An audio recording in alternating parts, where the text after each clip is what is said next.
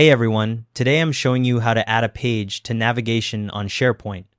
I'll demonstrate this on SharePoint Online in your web browser. First, you need to get to the Site Pages library. Look at the left-hand navigation menu and click on Pages. You'll see the Site Pages library open up with a list of all the pages on your site. If you don't see Pages in the left menu, click the Settings gear icon at the top, go to Site Contents, and then select Pages. Next, find the page you want to add to navigation in that list. Click on it once to select it. You'll see it highlight. You're not opening the page, just selecting it from the list. Now you need to open the Page Actions menu. You'll see 3 dots next to the page name. That's the ellipsis button. Click those 3 dots. A drop-down menu will appear with several options for that page. In that drop-down menu, look for Add to Navigation and click it. The menu will close and your page is now added to the navigation. When you navigate away from the Site Pages list, you'll see your page link appear in the Site Navigation menu.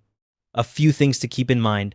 Pages don't get added to navigation automatically when you create them. You always need to do this manually.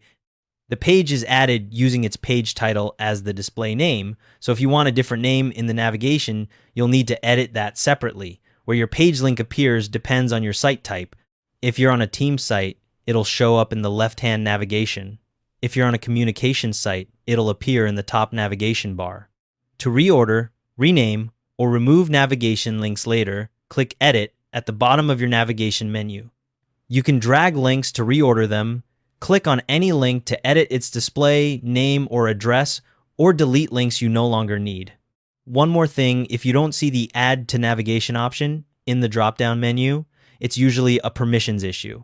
You need at least Manage Lists permissions on the SharePoint site to add pages to navigation, so check with your site administrator if the option isn't showing up. Thanks for watching. If this was useful, hit that like button and I'll see you in the next video.